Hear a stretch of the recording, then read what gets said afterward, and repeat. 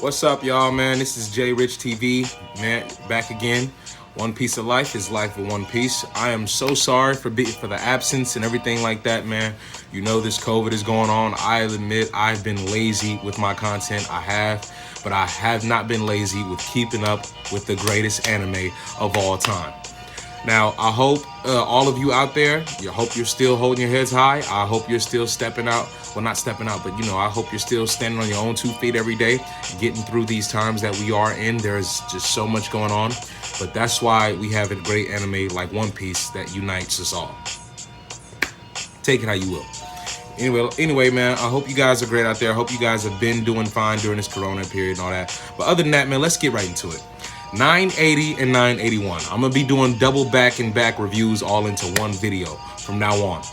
So shout out to all my subscribers, man, and everybody who subbed to my channel, man, new and old, doesn't matter. Love you guys, man, and let's rock it. So let's get this started, man. 980. I mean, we first get Luffy instantly going into a gum elephant gun, all at the fact that those gifters, pleasures, whatever they are, Kaido's henchmen, you know what I mean, his crew, man, the Beast Pirates, they were spilling and wasting Oshiruko. And for those of you who don't know, Oshiruko is basically red bean soup in Japanese translation. So check this out, man. We obviously see Luffy, and then we see Kid and Killer, and I think that's either Heat or Wire. I'm still learning the names of Kid's crew, because I've only been obsessed with like Kid and Killer, you know what I'm saying? I've met the other ones back in Sabaody during that era, but I didn't really get hip to them like that. And I'm not downplaying them at all. But check this out. Kid and Kill are just looking at Luffy like, all right, let him do what he wants. He's already causing a great distraction for us to just slip on in. And then out of nowhere, you hear a shing, shing, shing, shing. Zoro cuts down the second level of a tower that the Beast Pirates are on. Then on top of that, man, you just get this funny scene where you got Zoro scalding Luffy, always being the head of the distraction, the rambunctious one, always rushing in, loose cannon thinking, everybody on the ground. You know, Luffy's like a loose cannon cop in a good way, but he's not a cop, it's a pirate, obviously. And then you got Kid and Killer both looking at Zoro like, yo, are you serious right now? You just, not only are you standing out in the open, we obviously know that it's you. You just cut down a great support beam that they were using to party upon the second level. Then on top of that, man, the rest of it is just crazy because you get this whole panel with Luffy, Zoro, and Kid, you know what I'm saying, just rummaging through the Beast Pirates and the party and whatnot. Then all of a sudden, you got Scratchman Apu DJing, all of that, man. And it's crazy, man, and because he's not only DJing, but he's also talking to Queen at the same time. And as he points out, yo, we got some escapees from Udon, man. You need to get on this. You got to get on that. So then Queen is just looking like, wait a minute. Babanuki swore to me that he said it was all good. Like, didn't Babanuki, has the bubble with Babanuki looking at him and whatnot. Also, man, it's crazy because Queen highlighted, this is one of my favorite moments of the chapter, one of many, but Queen highlighted that he was going to be getting rid of one of the Flying Six. Now, a lot of people instantly speculated that to be Drake, but I really don't think it's that case. I think it's either Who's Who or Sasaki. One of them two. Because I think that from the way from the way Who's Who's personality is shown, especially in this chapter, as he highlights, oh, Queen wanted to kill somebody, huh? All right, I did too. I believe that if it may be Who's Who, it may be Sasaki. It could be one of those two.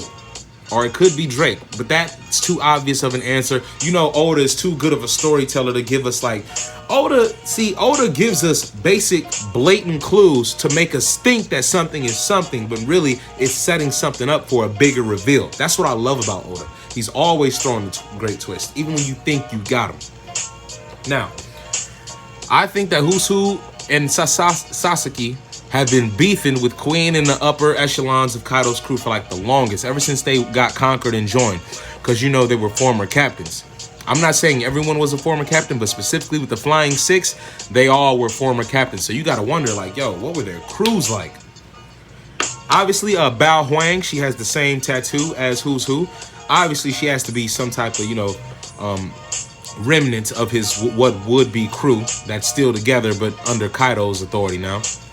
Now, with who's who in Sasaki, why do they want to advance so bad? I mean, well, obviously, if you're going to be an underling of somebody, you know, and you couldn't accomplish your own dreams of finding the One Piece, or maybe dreams outside of that involved you being your own captain, taking your own orders and whatnot, then you obviously want to be at the top echelon and under the authority that, you know, beat you fair and square. I don't know if Kaido beat I would assume Kaido beat them fair and square. He seems strong enough to do it just like he did Luffy in one blow. So I wouldn't suspect Kaido using foul play against any of those Flying Six in a battle. I just believe that they lost and that was it. But back to it though. Back to the Fire Festival. Man, as we see Luffy and Zoro running through gifters and pleasures and fighting them and whatnot, we get a shot of actually Scratchman coming down to participate in the events. Now, this is what's so crazy, man. When you look at Scratchman use his powers for the first time, it is just insane. It is. He's beating on himself, using the little, you know, he's basically playing himself. He is an instrument. I don't know the proper name of his dope fruit because it hasn't been revealed yet. But here's the thing.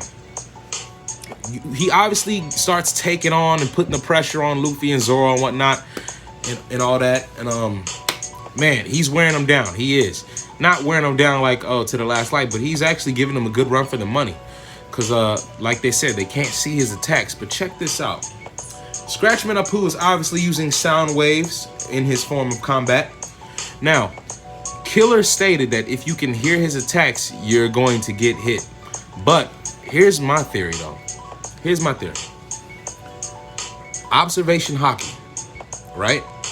If you hear his attacks, you're a goner. But if you feel the vibration before you actually hear the sound, depending on how well your observation Haki is, or if you're wearing earplugs, depending on how good your observation Haki is, it's gonna be rough for you. So if you have great observation Haki, you can probably hear the vibration of Apoo's, because sound is a vibration. Sound is movement in itself. So you could actually hear the vibration of Apoo's moves, or you know, when he starts beating, if you had good observation Haki to where you could like redirect his sound wave back at him or dodge it, you know, go at him directly.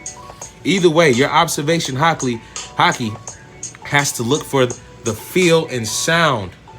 The feel and sound. I mean, not the sound, but the feel of the vibration before it can make its sound. So if he starts boom, boom, boom, boom, boom, you got to look for that vibration. And you got to find a way to dodge it or repulse it and send it back to him. I'm doing some weird shit, I know. But anyway, guys, we also get this shot of Kid, man, noticing Apoo. Oh, it's gonna go down. Kid notices that Apoo's giving them a hard time, but Kid has his own reasons for going up against Apoo due to the betrayal back when Kaido first fell on that island that they were all on when they were planning to go against Shanks. As Kid stated, you know, you were working for Kaido this whole time. You were an informant. You sold us out, man. You snitched on the crew, man. You snitched on the crew, your homies. Well, we would have been homies, you know what I'm saying? But still, Apoo was like, man, are you crazy? Like, have you lost your damn mind? This is a Yonko we're talking about. You really think I was going to ally with you and we were going to take down a Yonko? That's basically how Apoo was looking at it. And Apoo also highlighted, pirate alliances do not have happy endings. This is a foreshadow of the Big Mom and Kaido fallout coming to happen. And the thing is, it might happen later than what we all expect, but when it does happen, I guarantee you it's going to be either over who gets to make their announcement to the world or who gets to control what weapon. Because look at Big Mom and Kaido, man. They're getting along temporarily on the strength of them being old crewmates. They still have, they're getting along on the strength of them being old crewmates in the former Rocks Pirates group, led by Rocks D. Zebek. But that's the strength of that bond is nowhere near the strength of their own prerogatives for individual quest and conquest at that. Kaido wants the greatest war. Big Mom wants a place where all races of people can live and thrive and get along under her authority. So yeah, you're gonna have some conflictions there, definitely, man. Kaido wants a pirate's paradise. Big Mom wants paradise in general of all races.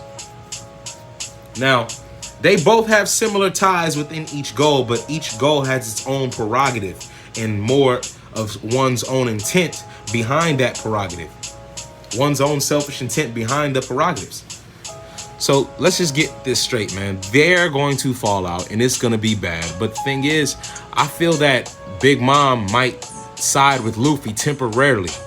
And then she might, take her own side and go up against Kaido. So you might have a goddamn fatal four-way. You got Big Mom, Kaido, Luffy in the alliance, you know what I'm saying? And then you got Sword. So let's say it's a big fatal four-way, but at the end of the day, it's still, everybody versus these two Yonkos. Also, we get this great shot of Kid, man, summoning metal all throughout the arena. All you see is the metal quaking up and everything's getting ready. You know how Kid's powers work. He has some type of magnet fruit or whatever.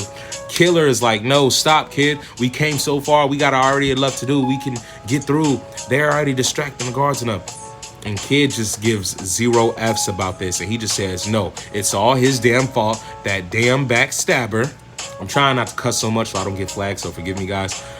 Then he just lets him know, like, yo, Punk Gibson. He takes his hand full of metal, boom, right into Apu, lays him out, not for good, but he lays dead into him, man. And then it's like, yo, Kid, and you're wondering, and for those of you saying, oh, Luffy and Zoro are weaker than Kid because, no, Luffy and Zoro were trying to charge at Apu head on, and they had they were unaware of his powers and abilities. So naturally, you're gonna get messed up, charged at somebody you don't know.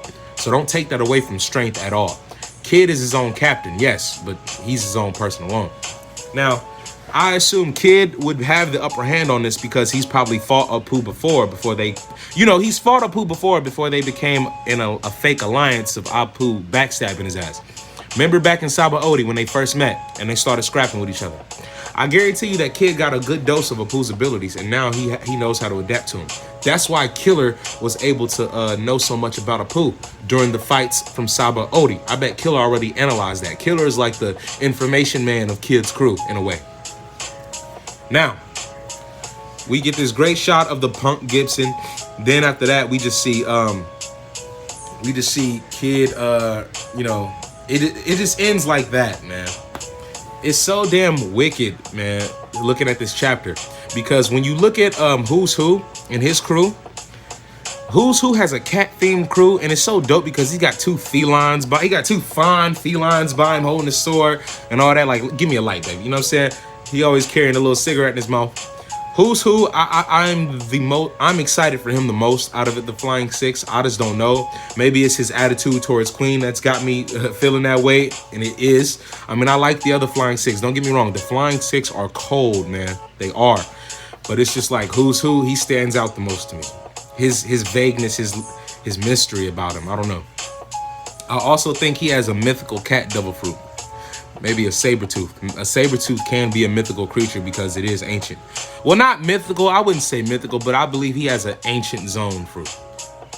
Model Sabretooth tiger. Yeah, ancient zone model saber fruit. Saber tiger, I don't know. But anyway, his crew is cat themed, and I believe Sasaki's will be like maybe fish related. Possibly. I don't know. But check this out though, man. This has been a great chapter, 981. Now on to 980. Now on to 981, where we got the first shot is Kid standing up after his great debut of the Punk Gibson on Scratchman Apu. Then on top of that, man, we got the Beast Pirates, the fathers and whatnot, noticing Kid like, yo, it's one of them 4 generations, man. It's one of them worst generations, man. Because you got 4 of the worst generation in the same damn place, which is so epic. Just epic in general. Now, you get Kid and Apu, they have their little square off. They're going at it with each other. And you got Killer, Zoro, and Kid now together. And Killer is telling them, yo, you got to cover up your ears. If you can hear his attacks, it will hit you. And that just brings me back to my theory. If you have the observation haki to sense the vibration of the sound before it becomes a sound, you can either reverse that to your advantage to where you can reflect it back to him, depending on your abilities of Haki, or you can dodge it and go straight out of Pooh.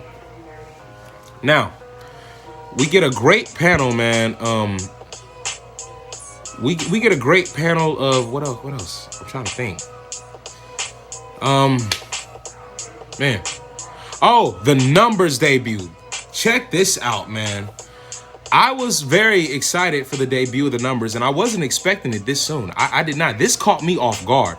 When I saw one of those numbers, and his name is Hotcha, I wasn't really that impressed with his design. I wasn't unimpressed either, but I expected more. He kind of looks like a goofy giant drunk, like a fodder giant drunk that Luffy would just hockey and then make him pass out and move on to the next stage of the arc. But Hotcha seems pretty strong. You know, he's a maniac. He's more of a demolition type of giant. You know what I'm saying? I just want to smash shit all damn day. And I gotta watch my cursing. I got the sailor's mouth bad. So sue me. So check this out, man. Hotcha, he's wrecking through stuff, going through all, just kicking shit over, man, knocking over tables and whatnot. There's drinks everywhere. Then you got Kid saying like, yo, can they control him at all? And they can't, because one, Hotcha is drunk out of his damn mind. He's imparting too much. And this just gets me curious for the rest of the numbers designs. I believe that Oda is using him as like a forefront to show like, yeah, the numbers are going to be giants, but they're also going to have crazy strength. So don't judge them by the appearance. But which is all the more reason to judge them by appearance, because you see how, to me, this one looks goofy. Hotcha looks goofy, but I feel like the rest of the numbers, they look lethal. I feel like the rest of the numbers are gonna make him look like the softy of the group. That's how Oda does.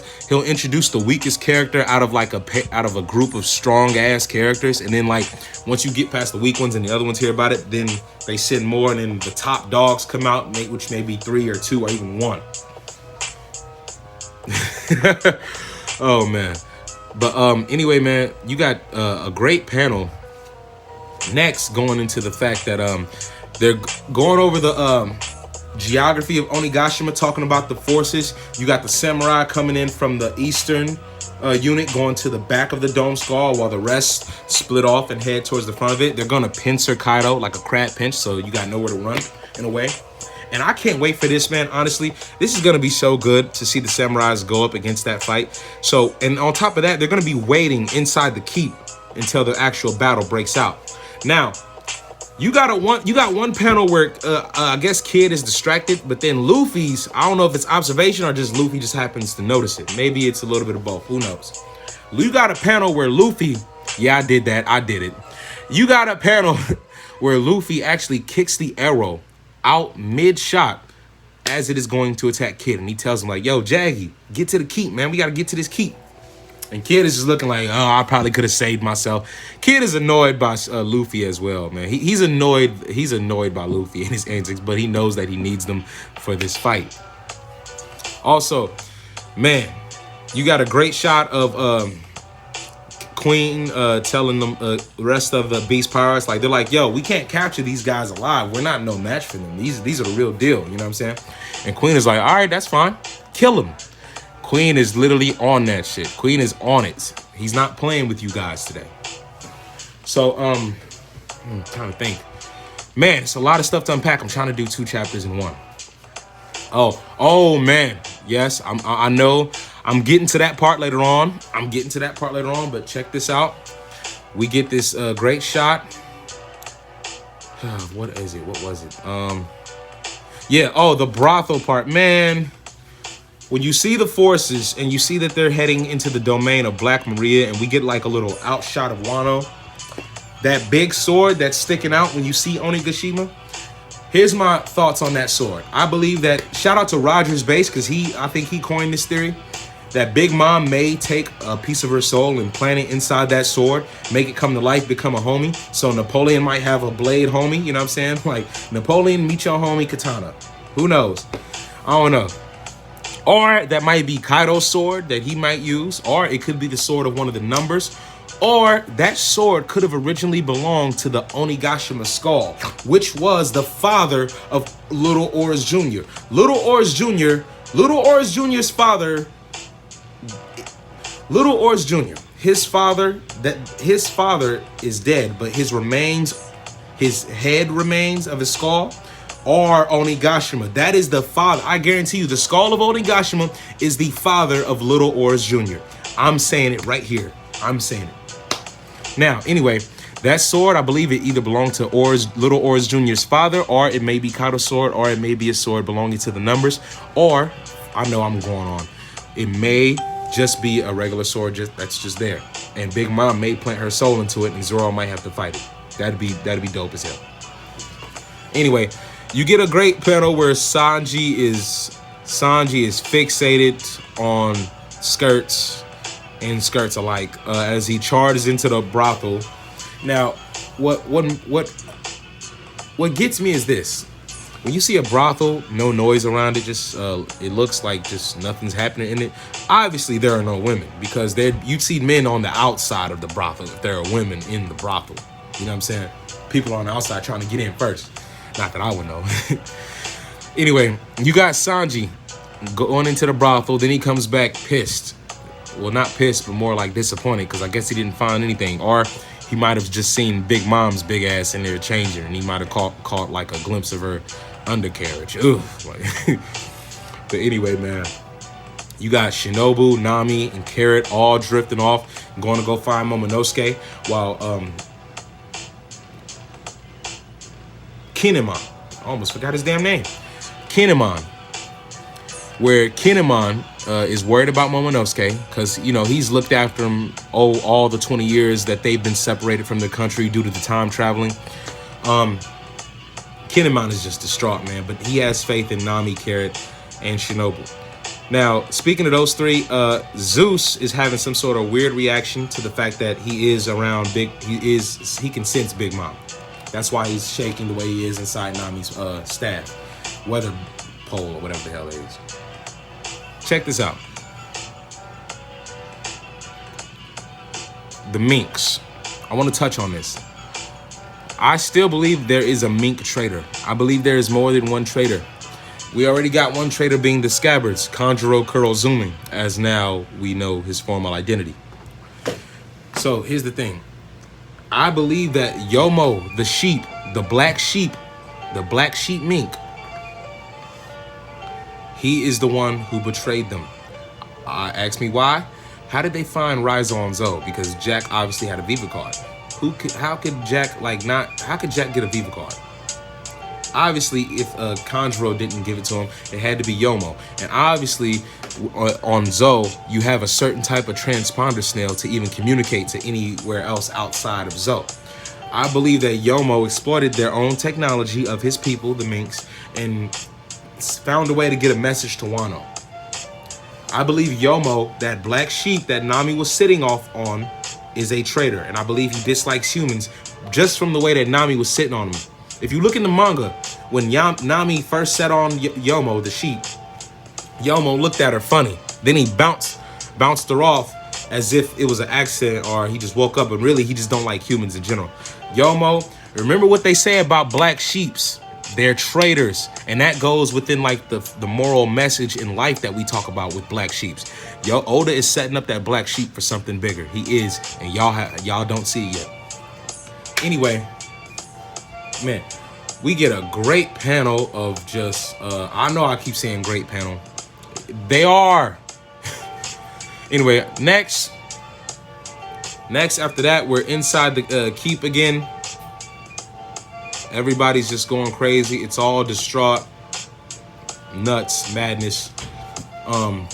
Next minute, we have, oh man. We have Chopper and the crew staring at Big Mom as she exits the brothel. And we got Chopper right there on the bridge, just sitting there like, you know, just distraught. And then Big Mom, her memory, she's not in her amnesia mode. She's actually like, oh, wait a minute. You Straw Hat, right? You a part of Straw Hat's crew. You know what I'm saying? Flips out on him. But here's the coup de grace. Here's the coup de grace for me of the chapters. Yes, we get to Wano's waterfall.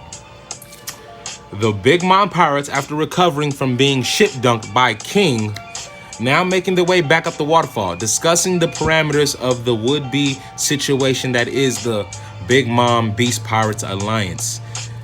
Obviously, Peril Sparrow, the oldest child, he sees it as an ignorant move. He sees it as a move unnecessary.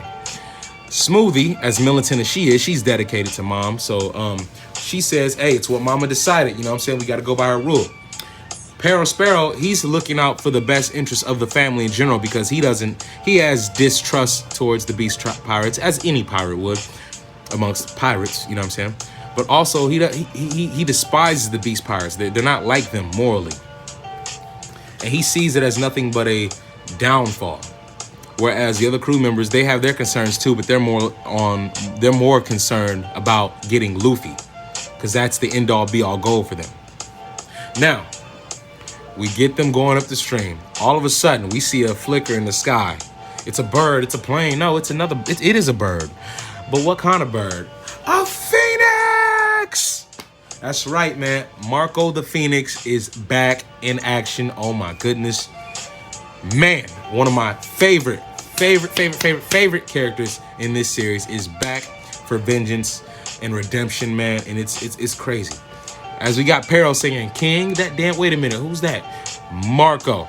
As Marco says, this is a highlight to how the war will probably, this is a highlight that the Big Mom Pirates may not even be involved in this war. May not, who knows? They might not be involved till last minute at the least.